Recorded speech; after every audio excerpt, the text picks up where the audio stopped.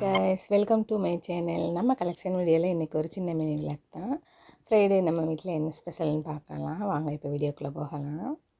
புதுசாக யாராவது என்னோடய சேனலை பார்த்துக்கிட்டேன்னா பாருங்கள். என்னோடய வீடியோஸ் உங்களுக்கு பிடிச்சிருந்தா மறக்காமல் லைக் பண்ணி சப்ஸ்கிரைப் பண்ணி பக்கத்தில் உள்ள பெல் ஐக்கனை கிளிக் பண்ணிடுங்க. அப்போ தான் நாம் ஒரு வீடியோவோட நோட்டிஃபிகேஷன் உங்களுக்கு உடனுக்குடன் வந்து சேரும். வீடியோ மிஸ் பண்ணாமல் பார்க்கலாம். வாங்க இப்போ வீடியோக்குள்ளே போகலாம். நம்ம வீட்டில் வந்து ஃப்ரைடே மார்னிங் வந்து தோசை தான். இந்த தோசை மாவு பாருங்கள், ரொம்ப சாஃப்டாக இருக்குது. நான் இது எப்படி சுட்டேன்னா, பசங்க வந்து பயிர் வந்து எதுவும் சாப்பிட மாட்டேங்கிறனால இப்போ புதுசாக ட்ரை பண்ணுவோம்னு சொல்லிவிட்டு இப்போ வந்து கொஞ்சமாக ஒரு கப்பு உளுந்துக்கு 2 கப்பு ரைஸ் எடுத்துக்கிட்டேன். அப்படியே ஒரு 1/4 கப்பு பாசிப்பருப்பும் எடுத்துக்கிட்டேன். பாசிப்பயிறு அதை நல்லா ஊற வச்சு அப்புறம் ஆட்டி தோசை ஊற்றி எடுத்துக்கிட்டேன். நல்லா இருந்துச்சு, எந்த வித்தியாசமுமே தெரியலை. பசங்களும் விரும்பி தான் சாப்பிட்டாங்க.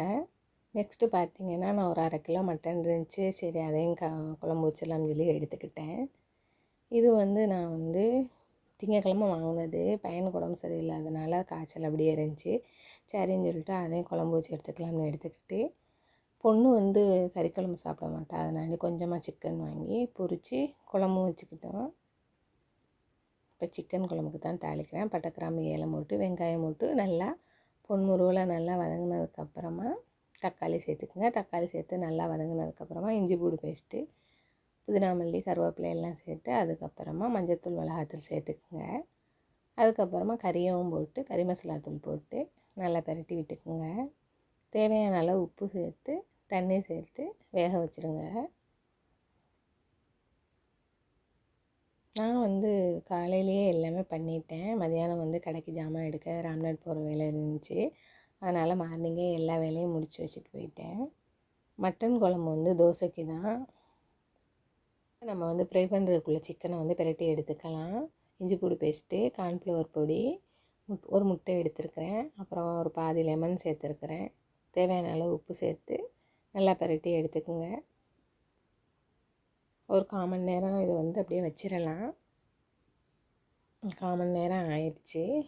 இப்போ வந்து நம்ம இதை வந்து பொரித்து எடுத்துக்கலாம். நான் வந்து சிக்கனை ஃப்ரை பண்ணி வச்சுட்டு அப்படியே அது மேலே கொஞ்சமாக வந்து இந்த வெங்காயத்தை கட் பண்ணி போட்டுருவேன். பசங்களுக்கு வெங்காயத்தோடு சாப்பிட்றது ரொம்ப பிடிக்கும். ஒரு எலுமிச்சம்பழத்தையும் அது மேலேயே வச்சுருவேன். தேவைன்னா சேர்த்துக்குவாங்க. ஆனால் வந்து நீங்கள் அந்த மாதிரி வச்சிடாதீங்க. ஏன்னா நான் வந்து அதை மறந்துட்டேன். அந்த வெங்காயத்தோடய அப்படியே நாங்கள் மூடி வைக்கணும். நைட்டு வந்து வீணாயிடுச்சு.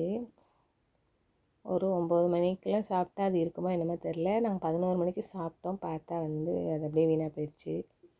கிளுன்னு போயிடுச்சு. எடுத்து பார்த்தா அப்படியே கறி வந்து கலண்டுருச்சு. இன்றைக்கி நம்ம வீட்டில் சாப்பாடு முட்டை, சிக்கன் ஃப்ரை பண்ணது, கோழி குழம்பு, அவ்வளோதான். இந்த வீடியோ பிடிச்சிருந்தா லைக் பண்ணுங்கள், ஷேர் பண்ணுங்கள், கமெண்ட் பண்ணுங்கள், சப்ஸ்கிரைப் பண்ணுங்கள். தேங்க்ஸ் ஃபார் வாட்சிங்.